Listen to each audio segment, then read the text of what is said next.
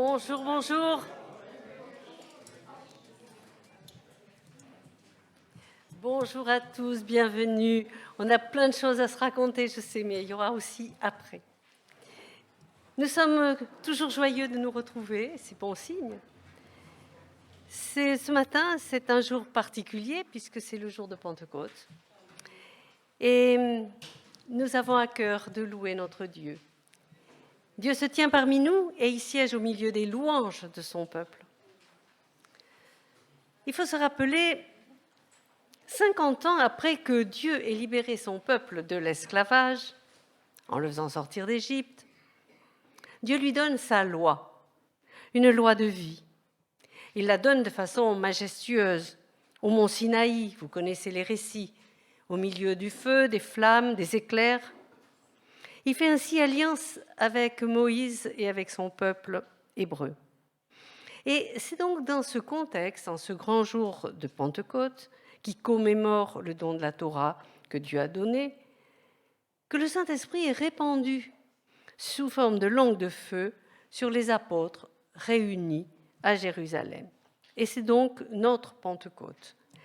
Il faut voir que les deux fêtes sont en fait la même fête.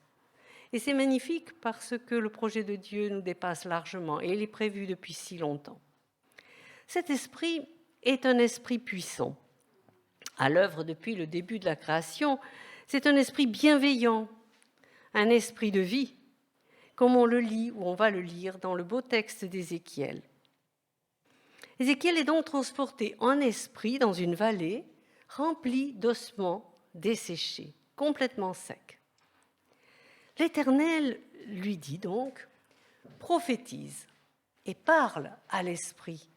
Prophétise, fils de l'homme, et dis à l'esprit, ainsi parle le Seigneur, l'Éternel.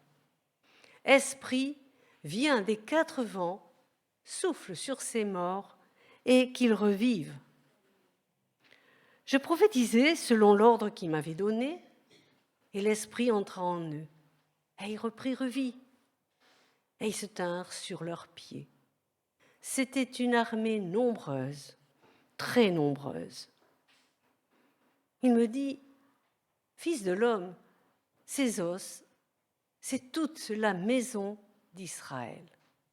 Voici, ils disent, nos os sont desséchés, notre espérance est détruite, nous sommes perdus. Prophétise donc et dis-leur, ainsi parle le Seigneur l'Éternel. Voici, j'ouvrirai vos sépulcres, je vous ferai sortir de vos sépulcres, ô mon peuple, et je vous ramènerai dans le pays d'Israël.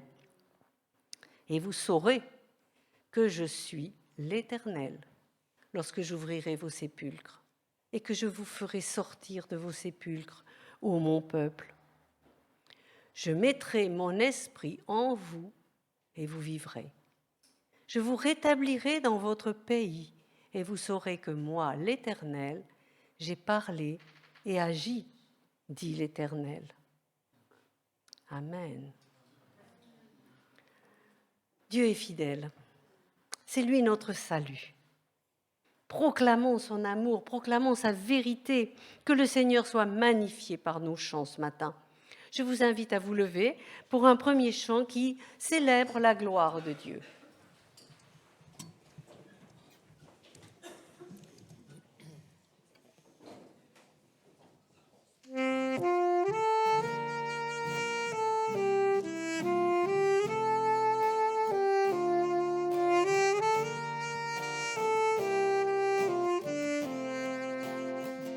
Car tu es Dieu au-dessus de la terre, tu établis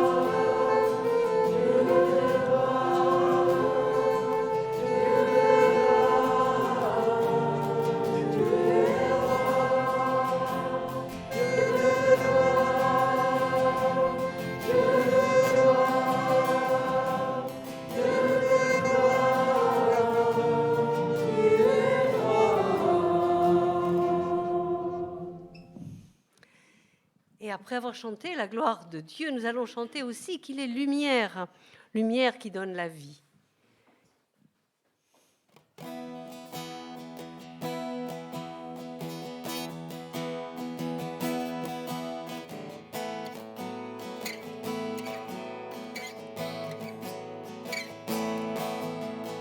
Dieu de lumière, nous voulons te louer et de tout notre cœur te chanter. Tu as créé les cieux et la terre. Dieu de lumière, nous voulons t'élever et dans nos vies entières t'honorer. Tu es celui dont l'amour durera toujours.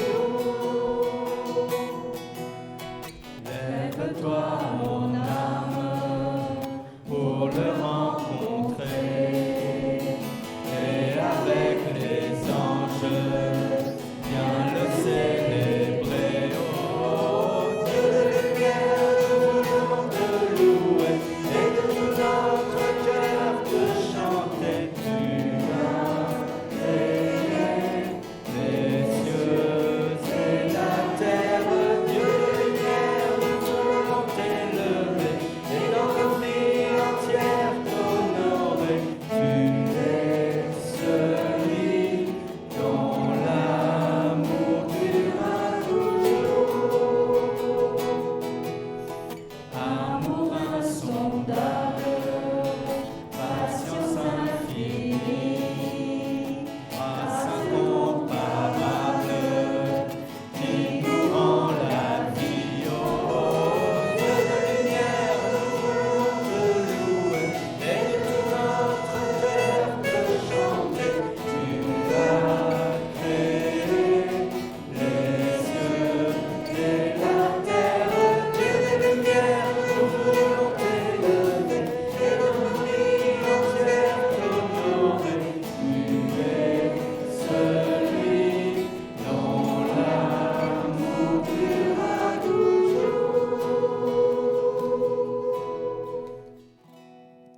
Merveilleux Seigneur, nous allons prier pour les enfants et les jeunes. Et nous chanterons après avec eux avant qu'ils ne sortent. Seigneur, nous voulons te dire merci pour les enfants que tu nous donnes. Par eux, nous avons beaucoup de joie. Et nous prions que tu les attires à toi. Conduis-les dans la connaissance de ta parole, que ton Saint-Esprit les garde sur le chemin que tu as préparé d'avance pour eux. Te prions aussi de bénir leurs moniteurs. À toi, toute la gloire, dans le nom de Jésus. Amen. Et donc, nous avons encore un chant. Chantons car Dieu est là. Et on chante avec les enfants encore.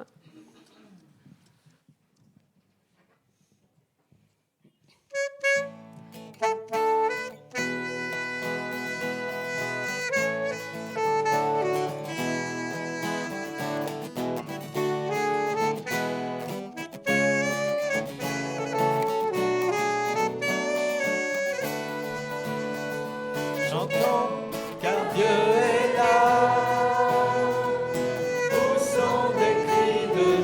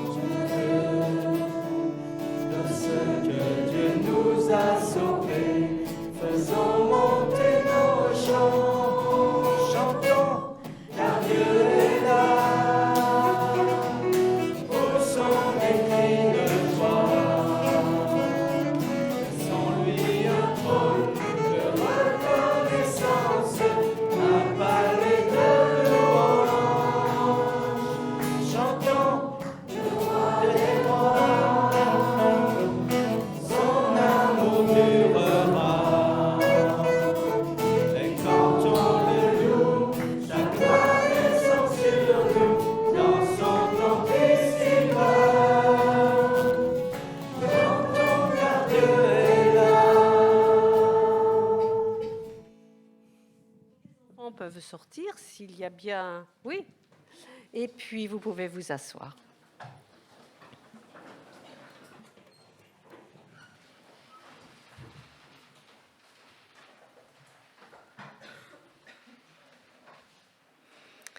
Ce matin, je vais partager avec vous l'histoire, une belle histoire encore, mais il y a plein de belles histoires dans la Bible. L'histoire de la montée au ciel du prophète Élie. C'est dans le 2e livre des Rois, au chapitre 2. Lorsque l'Éternel fit monter Élie au ciel dans un tourbillon, Élie partait de Gilgal avec Élisée. 50 hommes d'entre les fils des prophètes arrivèrent et s'arrêtèrent à distance vis-à-vis, et eux deux s'arrêtèrent au bord du Jourdain.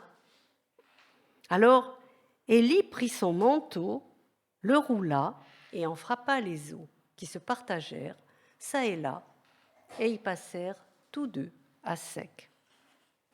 Lorsqu'ils eurent passé, Élie dit à Élisée, « Demande ce que tu veux que je fasse pour toi, avant que je sois enlevé d'avec toi. » Élisée répondit, « Qu'il y ait sur moi, je te prie, une double portion de ton esprit. » Élie dit, « Tu demandes une chose difficile. Mais si tu me vois pendant que je serai enlevé d'avec toi, cela t'arrivera ainsi. Sinon, cela n'arrivera pas. » Comme il continuait à marcher en parlant, voici, un char de feu et des chevaux de feu les séparèrent l'un de l'autre. Et Élie monta au ciel dans un tourbillon. Élisée regardait et criait, « Mon père, char d'Israël et sa cavalerie !» Et il ne le vit plus. Saisissant alors ses vêtements, il les déchira en 2 morceaux. Les fils des prophètes qui étaient à Jéricho, vis-à-vis, l'ayant vu, dirent « L'esprit d'Élie repose sur Élisée. » Et ils allèrent à sa rencontre et se prosternèrent contre terre devant lui. Voilà ce beau récit. C'est magnifique. L'Esprit Saint permet de voir ce que l'œil humain ne peut pas voir. Élisée demande une double portion de l'Esprit à Élie. Mais il n'appartient pas à Élie de donner le Saint-Esprit. Toutefois, Élisée saura qu'il l'a reçu parce qu'il est témoin de ce qui se passe. Il a vu le char, il a vu la cavalerie. Sans l'Esprit Saint, Élisée n'aurait pas accès à cette vision magnifique. Cette vision grandiose d'Élie emporté au ciel dans un tourbillon de feu, ça devait être quelque chose. Plus tard, nous avons d'autres récits sur Élisée. Élisée priera Dieu d'ouvrir les yeux de son serviteur pour qu'il voie la montagne pleine de chevaux et de chars de feu autour d'eux, prêts à combattre pour eux contre les Syriens. Avec l'Esprit de Dieu, nous pouvons voir sa grandeur. Et c'est ce que nous allons chanter maintenant. Je vous propose, avec ton esprit, tout ce que nous allons pouvoir faire. Je vous demanderai de vous lever.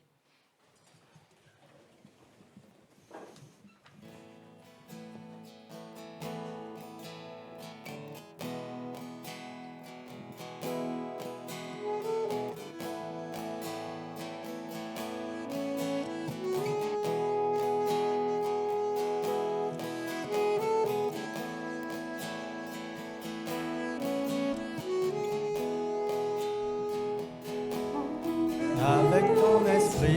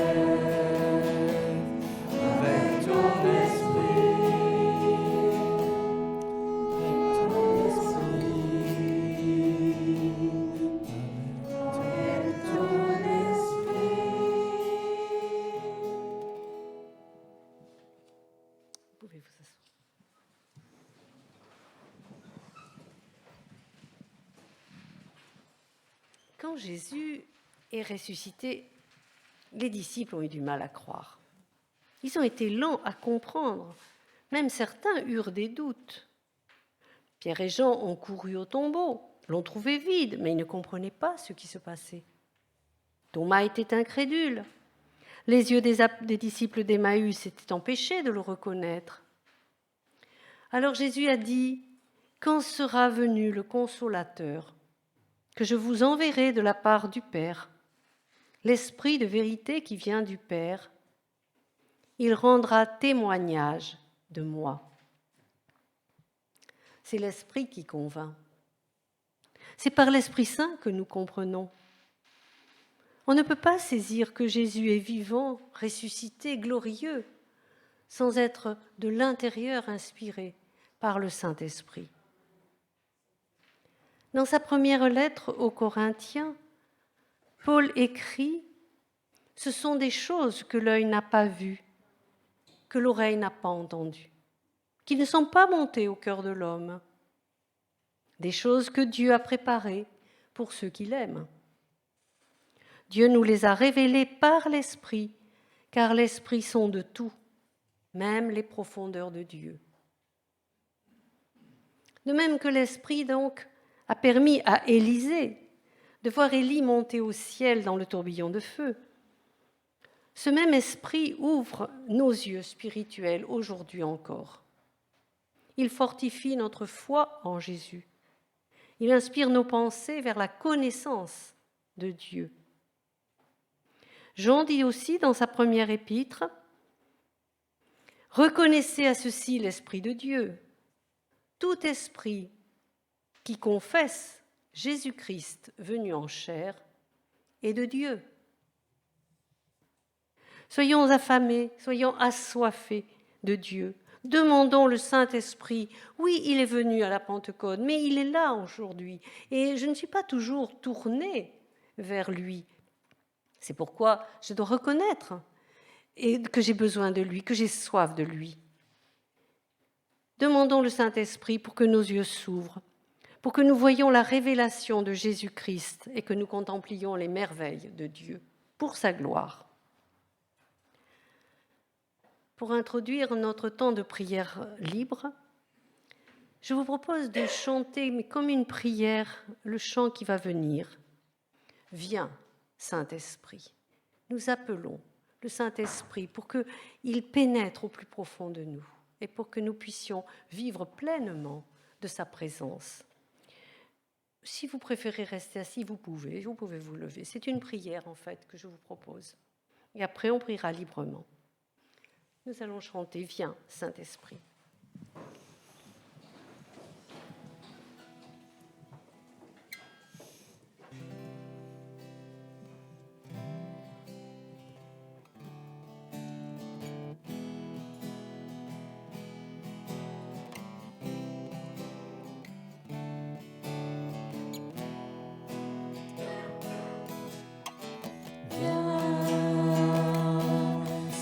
Saint-Esprit, viens par ton vent, remplir le temple que je suis. Oh, viens, Saint-Esprit, souffle puissant, brise d'amour courant de vie, souffle sur moi, souffle sur moi, souffle,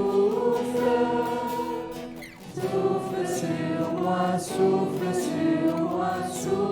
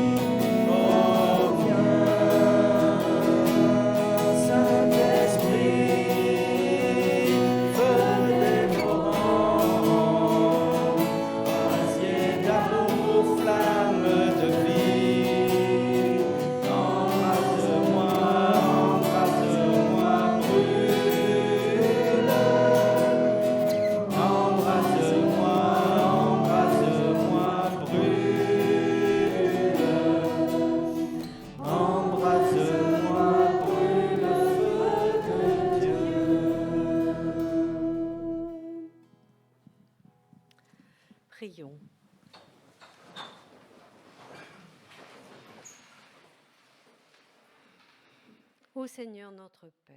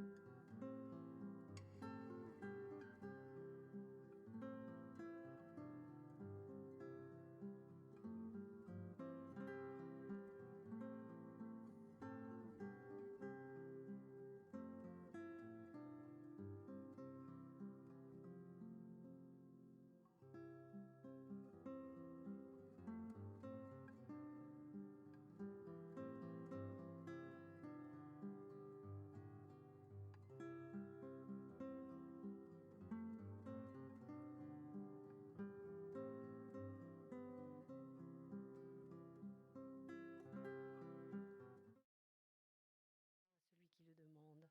Oh merci Seigneur, parce que tu es là toujours à côté de nous.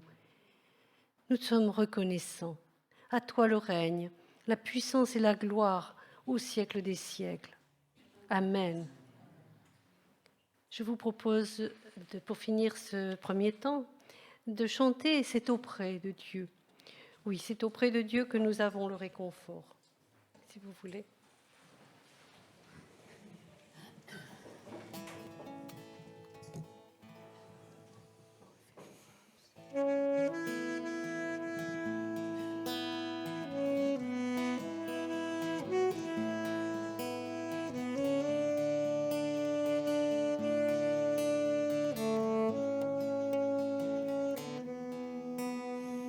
C'est auprès de Dieu que je veux me tenir.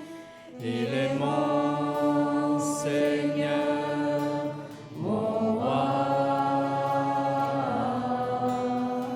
C'est auprès de Dieu que je peux ressentir tout l'amour qu'il a pour moi.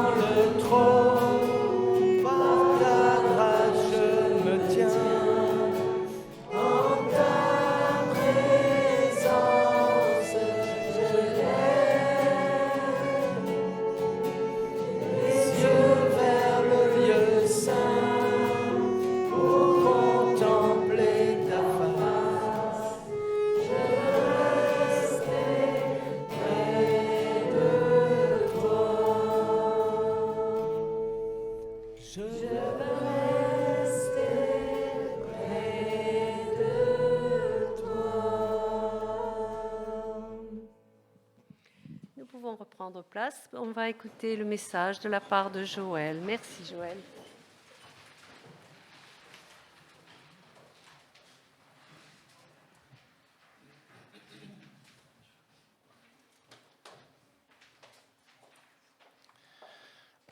Bonjour à tous. Aujourd'hui, je pense que c'est un de ces quelques dimanches dans l'année où, en principe, on peut être au diapason entre toutes les églises quant au thème de la prédication, je pense. Donc, c'est vrai que nous savons, unis, en communion avec tous ceux qui, aujourd'hui encore, se mettent respectueusement à l'écoute de la parole de notre Dieu, cette parole éternelle qui ne passera jamais.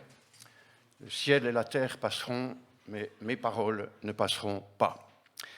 Donc, je vous propose de lire ensemble maintenant le texte du récit de la Pentecôte à Jérusalem dans le 2e chapitre du livre des Actes. Nous lirons les 13 premiers versets. Acte 2, quand le jour de la Pentecôte arriva, ils étaient tous rassemblés au même endroit. Tous, ça veut dire un certain nombre de disciples, hommes et femmes, qui étaient effectivement dans l'endroit où ils attendaient la promesse du Seigneur, et avec, le texte nous dit, quelques versets auparavant, avec Marie, la mère de Jésus, et les frères de Jésus. Donc ils étaient tous rassemblés, tout à coup un grand bruit survint du ciel. C'était comme si un violent coup de vent s'abattait sur eux et remplissait toute la maison où ils se trouvaient assis. Au même moment, ils virent apparaître des sortes de langues qui ressemblaient à des flammèches. Elles se séparèrent et allèrent se poser sur la tête de chacun d'eux. Aussitôt, ils furent tous remplis du Saint-Esprit et commencèrent à parler dans différentes langues, chacun s'exprimant comme le Saint-Esprit lui donnait de le faire. Or, à ce moment-là, des Juifs pieux venus de chez tous les peuples du monde séjournaient à Jérusalem. En entendant ce bruit, ils accoururent en foule et furent saisis de stupeur. En effet, chacun d'eux les entendait parler dans sa propre langue. Dans leur étonnement, ils n'en croyaient pas leurs oreilles et disaient « Voyons, ces gens qui parlent ne viennent-ils pas tous de la Galilée ?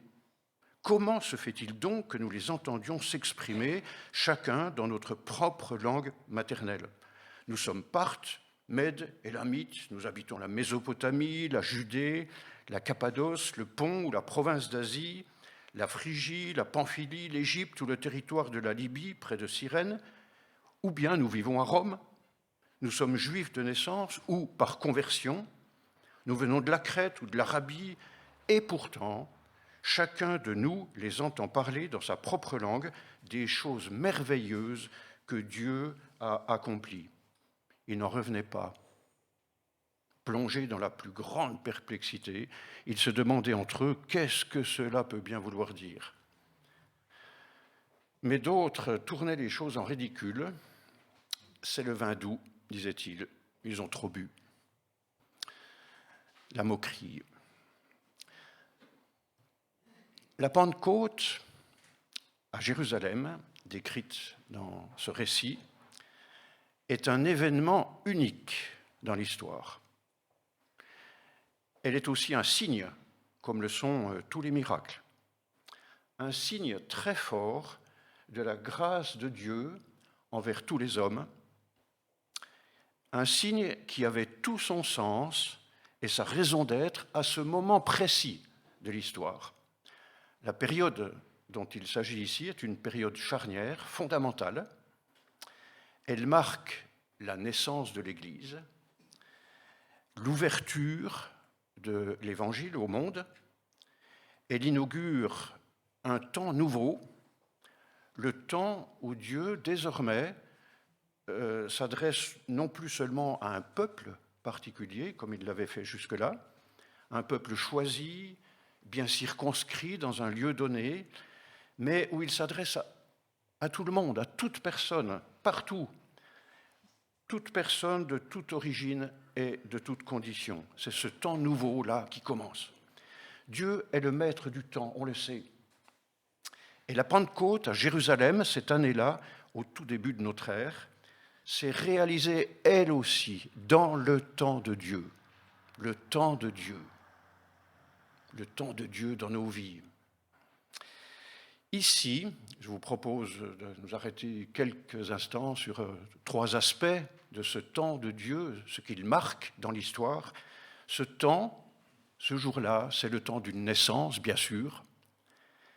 C'est le temps de l'unité. Et puis, c'est le temps, pour les disciples, du service. D'abord, le temps d'une naissance. Durant toute la période de l'Ancienne Alliance, Dieu s'était manifesté de différentes manières à son peuple, au peuple d'Israël, mais il ne s'était révélé à lui qu'en partie. Et puis, comme les prophètes l'avaient largement annoncé, Dieu est venu en personne, sous la forme d'un homme, en prenant notre condition d'homme. Et dans la personne de Jésus, on peut dire, Dieu est descendu lui-même pour habiter parmi nous, pour se révéler de la manière la plus complète. En la personne du Fils, qui était l'exacte image du Père, Dieu nous a montré tout ce que nous pouvions voir de lui. Il nous a dit tout ce qu'il avait à nous dire et d'une manière définitive. Comme on l'a dit, Jésus-Christ est le dernier mot de Dieu. Le dernier mot. Il n'y en aura pas d'autre. Tout dans le discours de l'apôtre Pierre, qui suit le texte que nous venons de lire en particulier, tout est orienté vers la personne de Jésus, de ce Jésus de Nazareth que vous avez fait mourir, dit Pierre, et que Dieu a ressuscité. Tout converge vers Christ, en passant par les écrits des prophètes et en arrivant aux derniers événements de l'actualité à Jérusalem. Et comme la naissance de Jésus à Bethléem a été, on peut dire, l'aboutissement miraculeux d'une longue préparation de Dieu, d'une longue suite de prophéties, la naissance de l'Église à Jérusalem, ce jour-là, est aussi la réalisation miraculeuse de ce même plan, ce plan parfait de Dieu, prévu par Dieu. L'événement de la Pentecôte, Jésus l'avait clairement prédit à ses disciples avant de les quitter. Il leur avait donné l'ordre de l'attendre, cet événement, ensemble à Jérusalem. C'est ce que les disciples ont fait.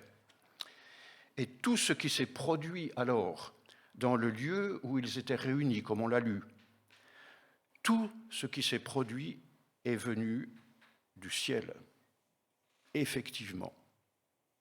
Que ce soit sous la forme de ce souffle violent ou de ces langues de feu, tout est le résultat de l'action directe et exclusive de Dieu au moment où il l'a jugé opportun.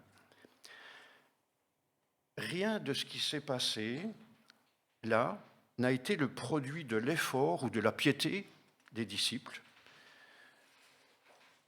Ce n'est pas le résultat de leur prière ou de leur fidélité qui a provoqué cela, mais la décision d'un Dieu souverain et maître de son plan. Ce jour de la Pentecôte à Jérusalem, Dieu est intervenu comme il l'a voulu, quand il l'a voulu. Il a démontré que c'était bien lui, le grand maître de l'histoire, qui était en train de mettre au monde son Église selon sa volonté et par sa seule puissance.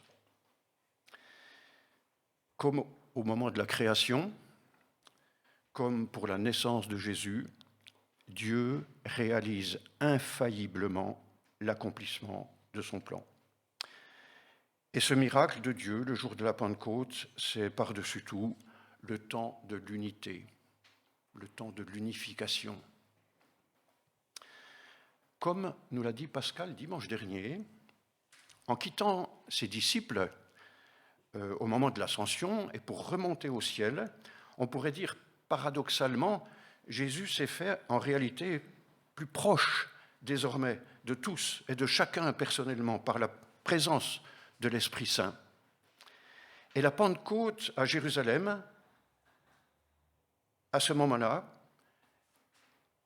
la présence et la grâce de Dieu se trouvent, on pourrait dire ainsi, multipliées, répandues sur tous les cœurs qui s'ouvrent à lui, sans aucune limite. Mais si Dieu s'adresse à tous, sans limite, c'est bien sûr pour rassembler, c'est son but, c'est pour se constituer un peuple qui lui appartienne. Dieu est un, et puisque Dieu est un, puisqu'il est l'unité même, ce Dieu unique réalise à la Pentecôte, à Jérusalem, le grand temps de l'unité. Ça, c'est sa grande réalisation. Lors de la création du monde, au début, l'Esprit de Dieu, nous dit la Bible, était présent. Il était présent au-dessus des eaux. Il était là. La naissance de Jésus, bien sûr, s'est produite grâce à l'intervention du Saint-Esprit. Ici, à Jérusalem, lors de la naissance de l'Église, l'Esprit Saint est présent et il se manifeste à chacun des disciples personnellement. L'Esprit de Dieu est l'auteur de tous les commencements, de toutes les naissances. Et il a opéré, bien sûr, les 3000 nouvelles naissances de ceux qui ont constitué la toute première Église à Jérusalem. L'Esprit, le souffle de Dieu, ce souffle que Dieu a donné à Adam, ce souffle qui a donné à Adam sa nature d'homme, et comme on a l'habitude de le dire, sa nature de couronnement de la création, c'est ce même esprit qui souffle à la Pentecôte et qui agit avec le Père et avec le Fils par qui a été fait aussi toute chose. L'Esprit de Dieu agit en tout avec le Père et avec le Fils. Les trois sont éternellement indissociables. Aucun des trois n'agit indépendamment des autres. Le Saint-Esprit n'a pas de message singulier. Il n'a pas de mission autonome, indépendante, qui lui appartiendrait en propre et qui le mettrait à part. Je crois qu'on ne dira jamais assez l'importance de cette réalité divine qui reste largement au-dessus de notre portée, de notre intelligence, qui ne rentre pas dans nos équations. Si le Père, le Fils et le Saint-Esprit sont bien sûr nommés distinctement dans la parole, il n'en reste pas moins qu'ils ne font qu'un, en tout, partout et pour tout. Et la Pentecôte à Jérusalem, c'est l'histoire de la toute première mission, on peut le dire, avec des missionnaires inexpérimentés, oui, mais dociles, dans la main de Dieu. L'action de Dieu à Jérusalem, ce jour-là, c'est la première étape, on pourrait dire, d'une grande évangélisation sans frontières, la première grande campagne avec traduction simultanée en 15 langues différentes. Et Dieu a tenu à s'adresser à tous et à se faire bien comprendre de tous. Il a pris tout le soin pour cela. En effet, dans cette foule étonnée, on l'a entendu, on l'a lu, il y a des gens qui sont littéralement bouleversés, on l'imagine, et c'est confirmé après. Il y en a d'autres qui s'interrogent, c'est légitime, et puis il y a aussi, enfin, ceux qui se moquent. Il y a souvent ceux qui se moquent, pas toujours, mais souvent. Ici, ça a commencé déjà. Ce qui est remarquable, c'est que pour tous, pour les respectueux comme pour les irrespectueux, pour les attentifs comme pour ceux qui ne veulent rien entendre, Dieu parle. Dieu parle clairement et il adresse à tous, sans distinction, le même message. Parce qu'il veut réunir tous les hommes sur le même fondement et pour le même but. C'est le temps de l'unité. Je crois qu'aujourd'hui, nous vivons d'une certaine façon ce miracle aussi régulièrement. Le fait que Dieu s'adresse à chacun très personnellement. Vous savez, lorsque nous entendons le message de la parole de Dieu, ce message a un impact très personnel sur chacun. Et ça, c'est l'œuvre de Dieu. Les mêmes paroles sont entendues par tous, mais elles sont reçues différemment dans chaque cœur. C'est individuellement qu'elles nous atteignent, qu'elles nous touchent, qu'elles nous parlent, selon notre propre vécu, selon notre situation du moment, etc. Dieu s'adresse très, très personnellement à chacun, aujourd'hui encore. Et une conséquence importante, je crois, c'est que si nous sommes et si nous restons ensemble, attentifs à cette parole qui rassemble, nous serons inévitablement unis. Si nous restons attentifs ensemble à cette parole, si nous restons soumis ensemble à cette parole, nous serons unis. Et enfin, cette réponse de Dieu, sa générosité à l'égard des disciples et de la foule, est une réponse qui appelle les disciples à entrer dans le temps du service et de l'engagement. Si Dieu n'a certainement pas à renouveler une Pentecôte quelconque dans l'Église du XXIe siècle, il appartient par contre sans aucun doute à tous les chrétiens eux-mêmes de renouveler leur engagement de disciples et de témoins. Des témoins qui se font entendre, qui se font comprendre, des témoins crédibles et convaincants. Et quand je dis crédibles et convaincants, ça veut dire par-dessus tout, dont la vie est en accord avec le discours, avec les paroles. Dans notre monde tel qu'il est, et malgré tout. En pensant à ce temps particulier, donc de la Pentecôte à Jérusalem, je crois qu'il ne faudrait pas finalement que nous pensions uniquement aux privilèges que les disciples ont reçus. Ce privilège exceptionnel, c'est vrai, quand même, de pouvoir tout à coup s'adresser à la foule avec une grande assurance et sans faute, dans une langue qu'ils n'avaient jamais apprise. C'est vrai que le cadeau de Dieu, ce jour-là, est absolument remarquable, mais le sens de ce cadeau, ce n'est pas que les disciples soient valorisés, comme on dit beaucoup aujourd'hui, ou ce n'est pas que la curiosité de la foule soit comblée. La finalité d'un tel miracle, ce n'est pas que les disciples puissent débuter leur mission par un coup d'éclat ou par une magnifique performance. Le but de Dieu, pour ses disciples, pour son Église, c'est le service. Son projet, annoncé aux disciples depuis quelques jours et qui se réalise maintenant avec eux, c'est qu'ils deviennent réellement, concrètement, ses ambassadeurs, ses porte-paroles, d'abord là, à Jérusalem, et puis jusqu'aux extrémités de la terre. Et nous pouvons reconnaître assez facilement, je crois, que le miracle de Dieu ce jour-là, il se trouve aussi dans la fidélité et dans le courage de ces hommes saisis par l'Esprit. Ces disciples comme Pierre, qui avaient été capables de bien des erreurs, de bien des défaillances à l'égard de leur maître, et qui réussissent ce jour-là à affronter la foule, les plus sceptiques et aussi les moqueurs. Quel miracle! Les choses n'ont pas changé pour nous aujourd'hui. Le temps des interventions de notre Dieu, le temps de ses réponses, le temps de ses faveurs est aussi le temps de notre service pour lui. On le sait, ce n'est peut-être pas inutile de nous le rappeler régulièrement.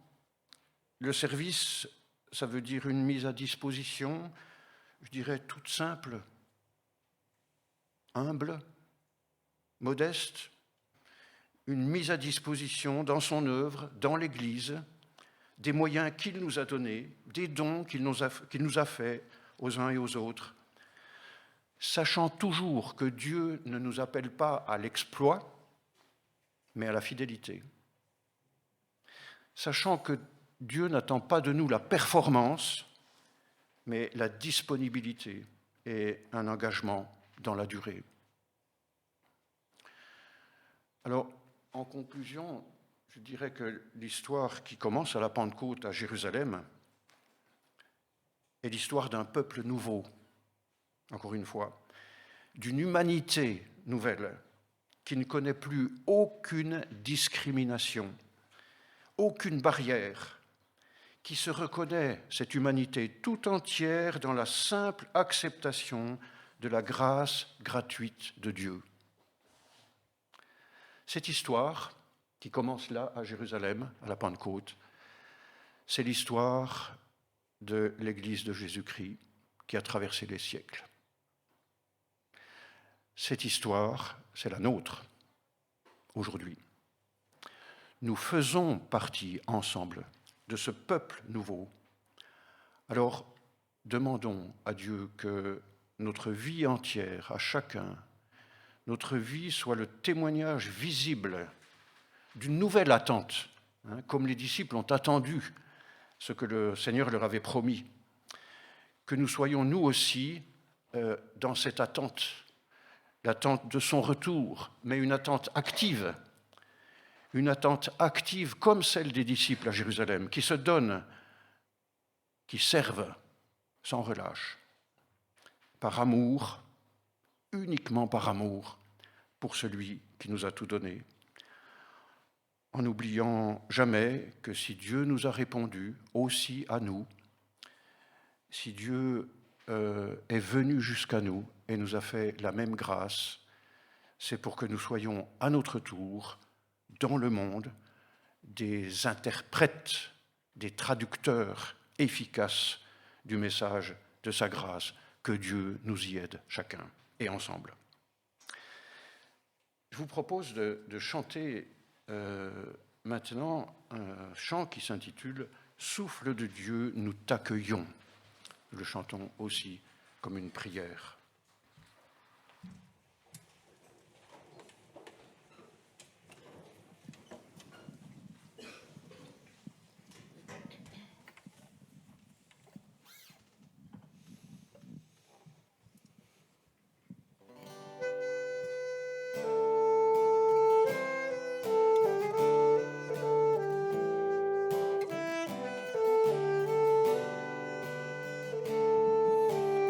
Souffle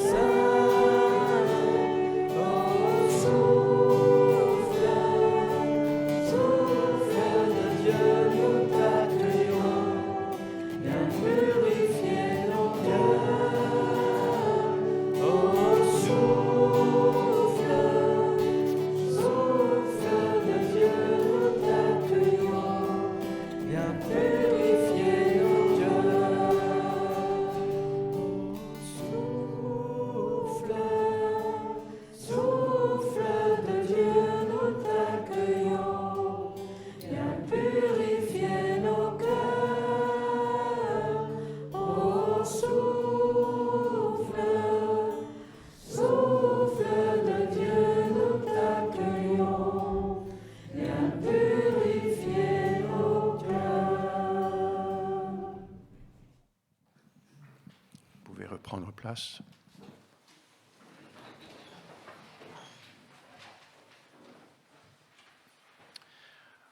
Nous venons de chanter un chant qui comporte un verbe important, je trouve, et qui, d'une certaine manière, me semble-t-il, résume l'essentiel de notre vocation, le verbe accueillir.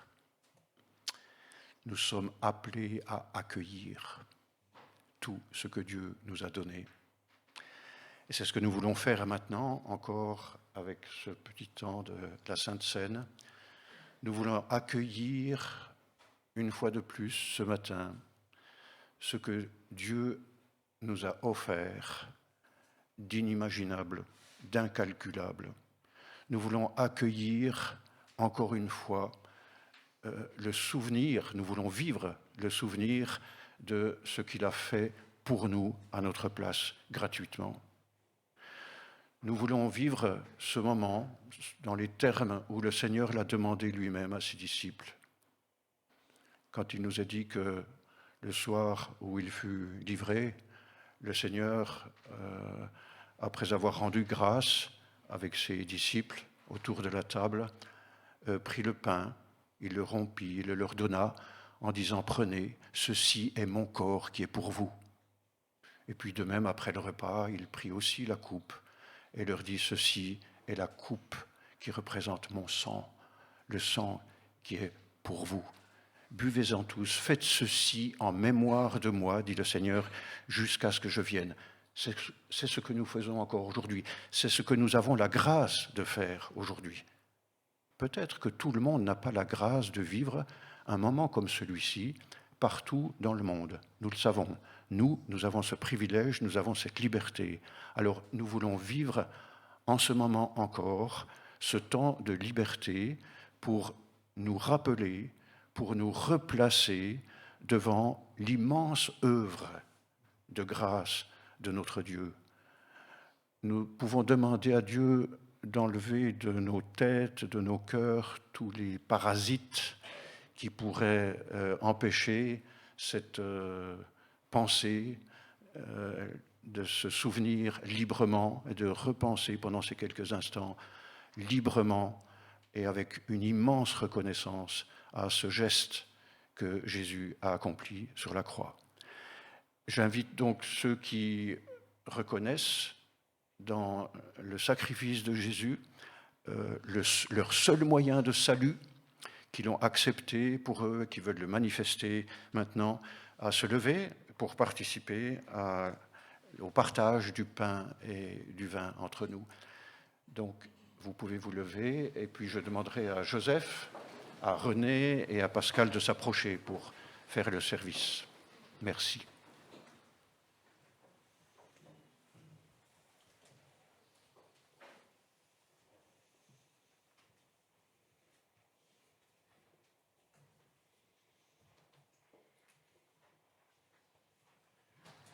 Comme à notre habitude, nous prenons chacun le pain qui nous est distribué. Nous nous attendons pour le prendre ensemble.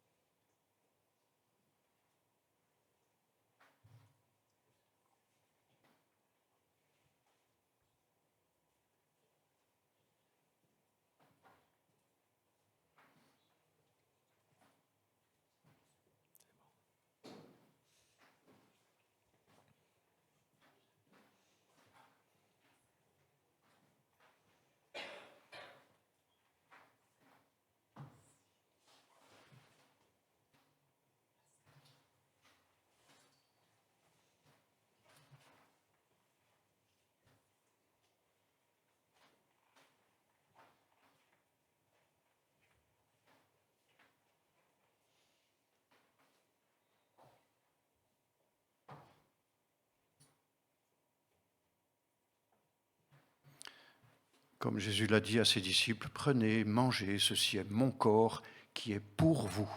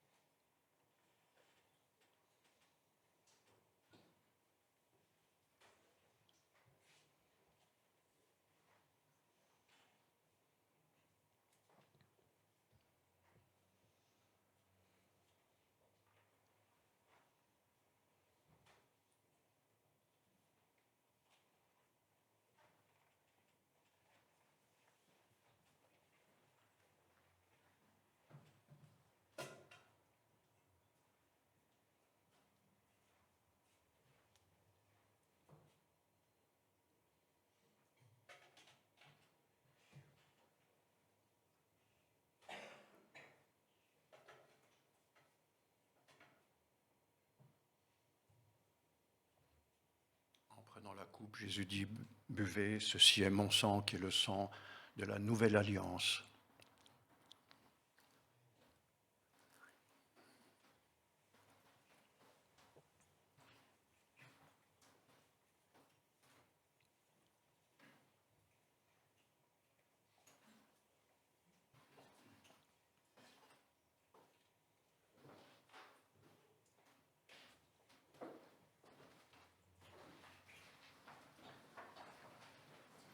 Chacun peut reprendre place.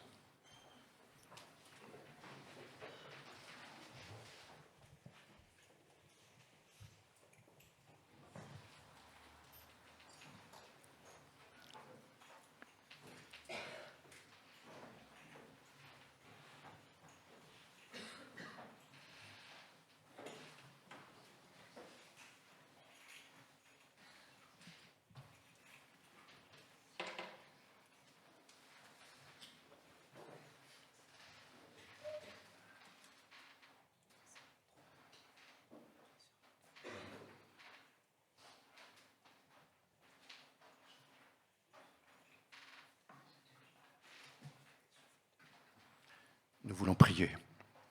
Seigneur, oui, merci encore pour ces instants que tu nous accordes dans ta grâce. Merci parce que, une fois de plus, par ces simples gestes, tu ne nous demandes pas d'être dignes devant toi. Tu nous demandes d'être reconnaissants et de simplement accueillir ce que toi tu as fait. Merci parce que c'est ton sacrifice qui a obtenu notre salut. Merci parce que ce sont tes souffrances, ce que tu as porté, toi, qui nous a libérés, qui nous a déchargés de toute condamnation. Merci Seigneur pour le cadeau que tu nous as fait à chacun, que nous ne pourrons jamais mesurer. Alors, accorde-nous dans ta grâce, Seigneur, d'être renouvelés dans une vraie gratitude envers toi, dans une vraie reconnaissance, dans un amour sincère qui se donne, qui te donne à toi, qui nous a tout donné. Merci Seigneur pour ta générosité, pour ton amour sans fin, pour ta grâce dont nous ne pouvons pas nous passer jour après jour, instant après instant. Amen. Je recède la place à Christian.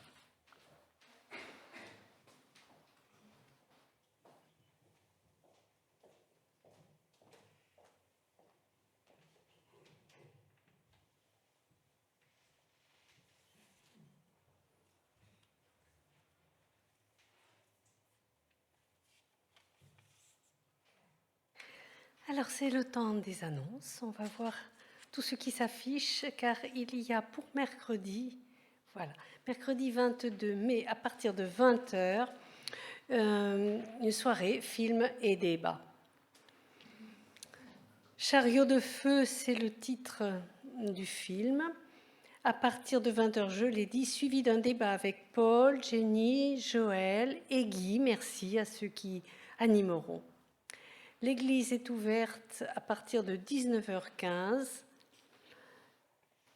Je crois que, oui, à partir de 19h15, il y en a que ça intéresse. Il y a des pizzas et des poissons, des boissons, pas des poissons, des boissons qui sont servies. Et donc après, là, il y aura la projection. Voilà.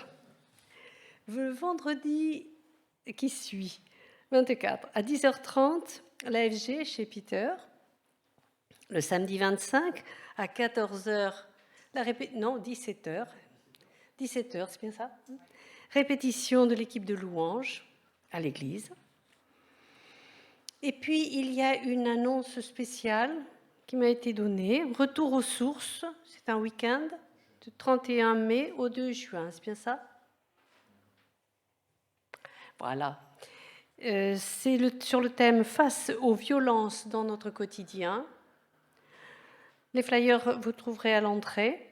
Et pour plus de précision, bien, vous voyez avec Jenny ou Pascal. C'est un week-end qui se passe où? Je n'ai pas suivi ça. Ici, près d'Agen. Très bien. Alors, vous devez savoir aussi que toutes les activités de l'église, vous pouvez toujours les consulter sur le site de EL. Et puis, j'ai aussi à cœur de vous transmettre que chaque fois, si vous le souhaitez, vous pouvez demander à l'issue de ce culte une prière à un membre de l'équipe pastorale. Ils sont à votre écoute. J'ai aussi la lettre ou une partie un mot de remerciement de la part de Roger Schill. Vous savez qu'il a été hospitalisé mardi matin après s'être effondré suite à une suspicion de crise cardiaque. Alors voilà ce qu'il vous dit. Il vous remercie tout d'abord pour votre amour et votre sollicitude, ainsi que pour les prières que vous nous avez adressées à Sue, son épouse, et à moi-même. Elles sont très appréciées. Pour vous mettre au courant de ma situation, je suis sortie de l'hôpital de Périgueux hier vendredi après-midi avec un stent, un moniteur cardiaque sous-dural et une nouvelle série de médicaments. Apparemment, pas de crise cardiaque, mais une arythmie causée par un faible taux de potassium. Alors, j'ai donc arrêté les médicaments qui réduisent le potassium et j'en ai pris d'autres.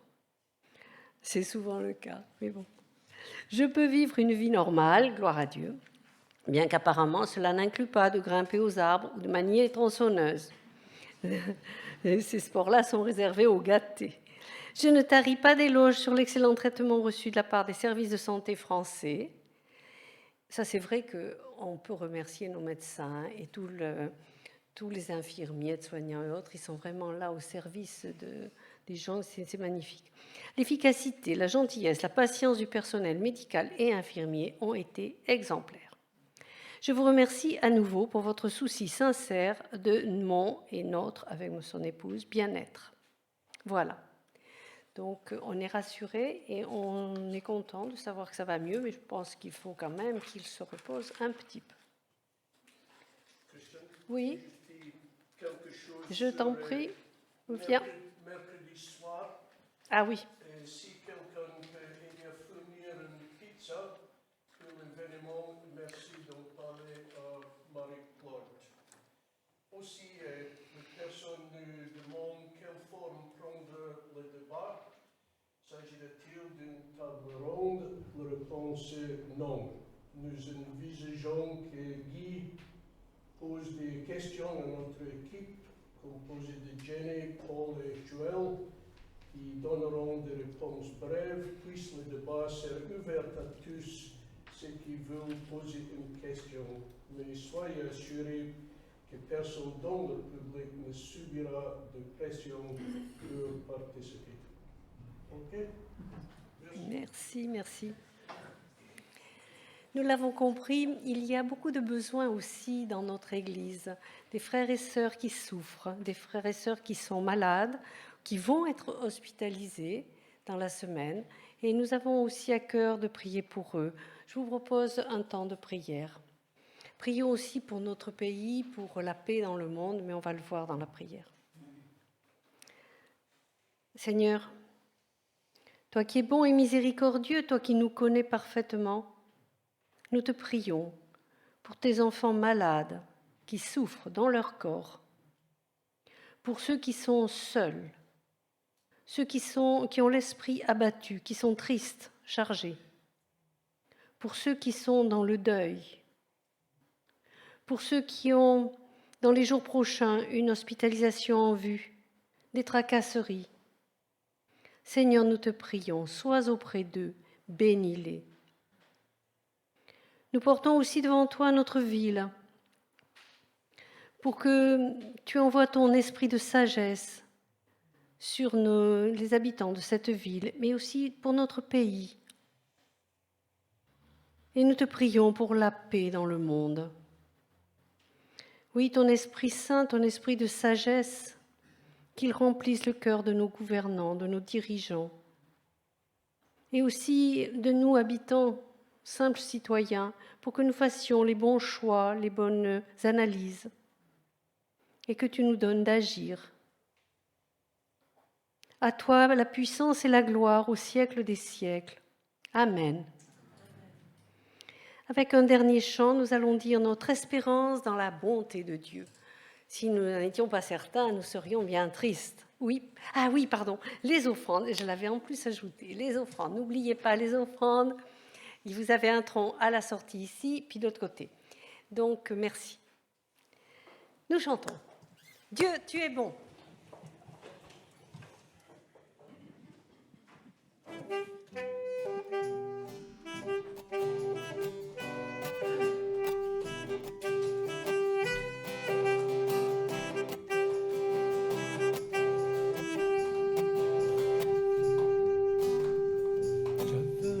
Proclamer du sommet des montagnes ta grâce est sans limite, ta bonté sans égale, ta tendresse m'envahit, ta bonté me poursuit, ton amour m'émerveille. Et je chante car tu es bon et je danse car tu es bon et je crie de joie. Tu es bon pour moi et je chante car tu es bon et je danse car tu es bon et je crie de joie. Tu es bon pour moi. Rien dans tout l'univers à toi ne se compare.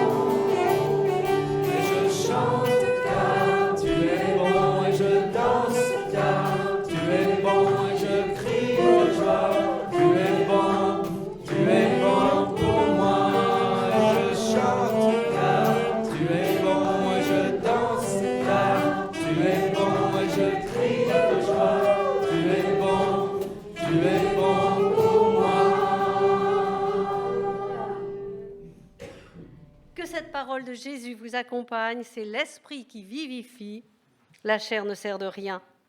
Les paroles que je vous ai dites sont esprit et vie. Je vous souhaite un bon dimanche et une bonne semaine, sous le regard du Seigneur.